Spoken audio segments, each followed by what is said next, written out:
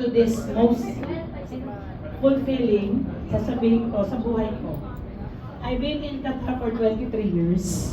Sabi niya kanina, we are working for our family. But this time, wag natin kakalimutan yung sarili na. I'm now working and I chose to work with IFER for myself. Diba? Typical OFW, sabi niya, nagtrabaho sa Italy, naglilinis ako ng mga ganito-ganito para sa pamilya. Nagtuturo ako from 6, papasok ako 6:30 hanggang 3. Tapos nag-tutor ako hanggang 9 ng gabi. Why? Kasi may anak ko, may nanay, may kapatid, so and so. For 23 years, gano'n ang ginagawa ko. So si IFER, 2023 ko siya tinanggap as a user. Pero hindi ko siya pwedeng tanggapin 100% kasi yung work na kailangan kong gawin is hindi pa siya dun sa level na gusto ko. Okay? Kasi sa pamilya yun eh. So when I finally embraced IFER, gusto ko yung mas malaki. Hindi yung networking lang ako. Dadaling kita dito kung nasaan ko. Di ba? Ganun yun. Ganun yung goal ko eh. Hindi pwede na mag-network lang ako sa ganito, sa ganito. Kailangan ko nasaan ako kasi pinili ko itong Qatar. So dadaling kita sa Qatar. And gagawin ko yun for myself this time kasi nasa retirement age na ako.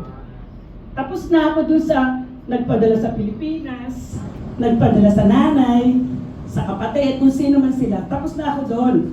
This time, kailangan kong gawin ito. Isama ko si IFER para mag-grow ako, yumaman ako, at kapag stable ako, madali ko na kayong lahat nagiging mayaman, di ba? So, gano'n lang yun. Dapat ikaw muna ang mag-grow bago ka makadevelop ng isang tao na mag-grow. Kasi hindi mo siya mapapag-grow kung hindi ka pag-grown. Diba? Hindi ka pa, kumbaga, yung typical na mamahalin mo yung sarili mo muna bago ka makapagmahal ng iba. Yun yung OFW. So kaya yung mga OFW, pag nakakausap ko sila, huwag mong kakalimutan yung sarili mo. Hindi pwede nung nagtatrabaho ka para sa pamilya. Kasi kapag nawalan ka, sigurado ka ba na may tatanggap sa'yo? Diba? So dapat, pag nawalan ka, hindi pwede wala ka man lang pambili ng pagkain na sarili mo. Kasi mahirap umasa sa kamag-anak. Yes. Yun yung mga na-experience ko doon sa Doha. To be honest with you, naging active ako sa US sa Philippine Embassy. For 23 years of my life, I handled 2 important positions sa Philippine community. Tatlong ambassadors na yung dumaan at na-establish ko yung pangalan ko as secretary, treasurer, okay, ng isang malaking community sa Pilipinas, sa Doha, Qatar.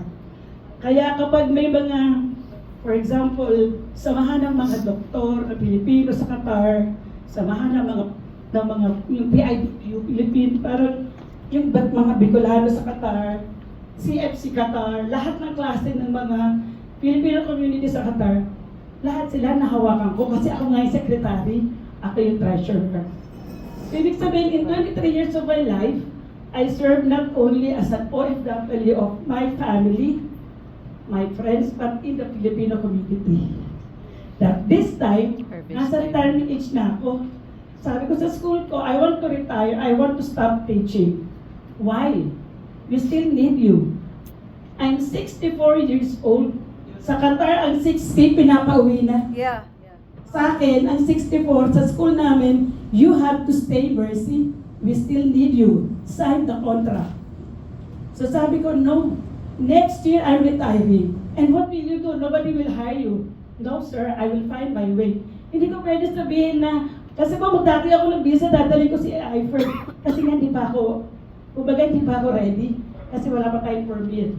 But now, the IFDC is starting to open in Qatar. I will tell my boss, I will hire you as my Sponsor. Diba? Sponsor. I will hire you as one of my staff. Di ba kasi ako may-ari ng iPhone sa Qatar eh. So ikaw hindi ka pwede mag-may-ari, ako yun eh. So i-hire kita as my staff. So kidding aside, hindi naman ganun kasi Qatari yun.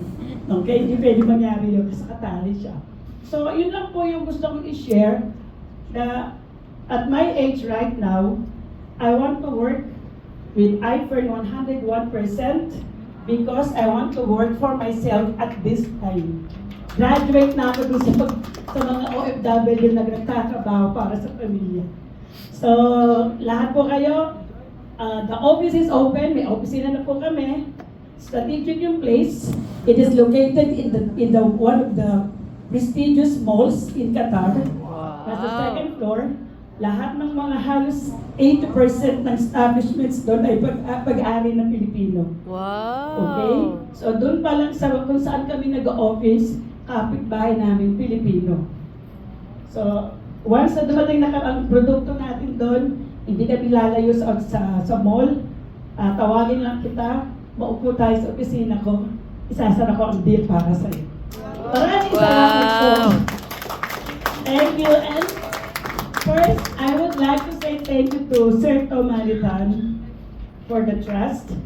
And of course, I love you, Marie, for all the support, understanding, and of course, si Madam Kim, and lahat po kayo. And, siyempre yung aking first class family, si Bitsy, Jen, Darrell, Jokat. So maraming and of course, yung nagbigay sa akin, na nag-introduce ng iPhone, yung sister ko, si Marites, sa Tacloban. So maraming salamat po sa inyo lahat. Thank you, sir.